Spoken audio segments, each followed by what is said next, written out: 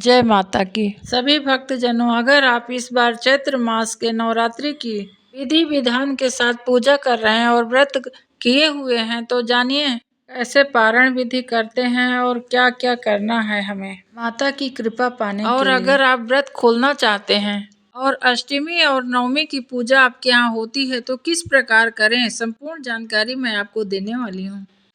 नवरात्रि व्रत का पारणा कब करना चाहिए और हमें माँ भगवती को प्रसन्न करने के लिए अष्टमी की हवन कब करना चाहिए और इसका मुहूर्त क्या है, पारणा कैसे करें, क्या खाकर हमें व्रत खोलना चाहिए। व्रत का पारण मतलब जब हम 9 दिन उपवास रखते हैं उसके बाद कुछ खाते हैं उसको पारण कहते हैं। अन्न ग्रहण, प्रसाद ग्रहण करते हैं, इसको ही पारणा कहते हैं। पारण हमेशा तिथि के अनुसार किया जाता है। अगर अष्टमी या नवमी तक आप व्रत रखते हैं तो नवमी तिथि को कन्या पूजन करने के बाद ही पारण करना चाहिए। जिनके यहाँ अगर अष्टमी को कन्या पूजन होता है वे कन्या भोजन कराने के बाद अपना व्रत खोलते हैं। आपके यहाँ जैसा हो आप उसी विधि विधान से करिए, नया शुरुआत मत करिए।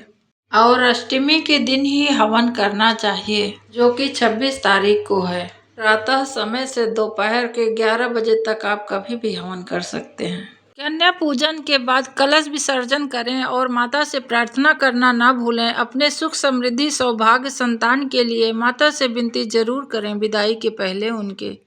इस दिन भोग में हलवा पूड़ी काले चने की सब्जी बनाकर कन्याओं को जिमाना चाहिए और माँ को भोग लगाना चाहिए।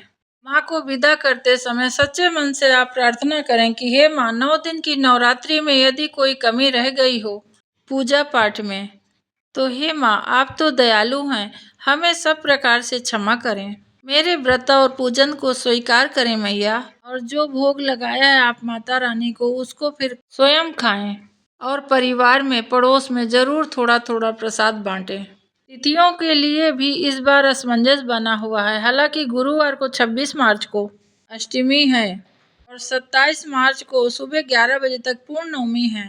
आपके यहाँ जिस प्रकार जिस तिथि को करते हो अष्टमी या नवमी की पूजा आप उसी प्रकार से करें। माता रानी श्रद्धा का भाव देखती हैं, बाकी कुछ कम ज्यादा भी होता है तो सब क्षमा करती हैं। आइए अब जानते हैं 5 महा उपाय जो देवी जी को प्रसन्न करने के लिए नवरात्रि के समय मैं आपको बताने वाली हूँ।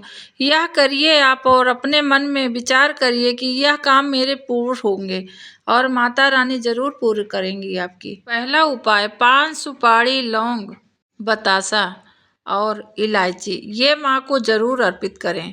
आपको अगर हो सके तो दोनों टाइम, नहीं तो एक टाइम प्रतिदिन नवरात्रि के समय आपको यह अर्पण करना चाहिए। ताजी इलायची, हरी इलायची अच्छी साफ सुथरी हो, इसे एक रुमाल में बांध लीजिए। लाल या पीली सफेद रंग की रुमाल हो तो आप उसमें इलायची को बांध दीजिए और अपने सामने रखकर जब आप जप करती हैं तो उसमें एक ऊर्जा होती है, आती है और समाहित होती है और मैया आपका कल्याण करती हैं। जब आपके एग्जाम है, कोई मीटिंग है या कोई बच्चा पढ़ने जा रहा नर्वस हो रहा है या आप खुद, तो उस इलायची को आप अपने मुंह में रख लीजिए, इससे सब ठीक हो जाता है। नवरात्रि में 9 दिन लाल फूल माँ को जरूर अर्पित करें। गेंदे का फूल हो, सफ़ेद फूल हो, वो भी बहुत अच्छा लगता है माँ को। फूल बहुत प्रिय हैं तो आप फूल जरूर 9 दिन चढ़ाइए। श्रद्धा के भी फूल चढ़ाइए और ये जो फूल हैं तो वो तो चढ़ाइए ही।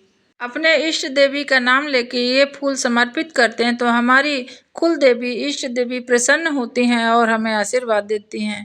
अष्टमी के दिन गुड़, मिश्री और घी का भोग जरूर माता को अर्पित करें। भगवान श्री कृष्ण स्वयं कहते हैं इस प्रकार से पूजन करने से धन धान की प्राप्ति जरूर होती है। हमें नवरात्रि के समय कभी भी भंडारे के भोजन नहीं हमें खाना चाहिए। यदि हमारे पास सामर्थ्य है हम तो हमें भी सहयोग करके भंडारे में देना चाहिए। अगर आप प्रसाद रूप से माँ का प्रसाद खाना चाहते हैं तो जरूर उसमें 150 आप डाल दीजिए उनके दान पेटी में, फिर आप खा सकते हैं। इस तरह के छोटे छोटे उपाय से माँ प्रसन्न होती हैं और हमारा सारे कार्य धीरे धीरे बनने लगते हैं।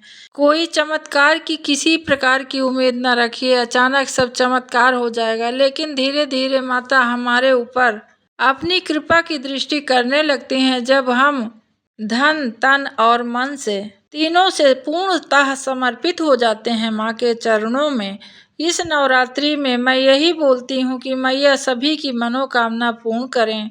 जिसे संतान नहीं है माता, उसे संतान देना। जो सौभाग्य स्त्रियां हैं उनका सबका सौभाग्य अखंड रखना। हे माता, आप सामर्थ्यवान हैं और हम आपके सामने सदैव हाथ फैलाए खड़े रहने वाले भिखारी हैं।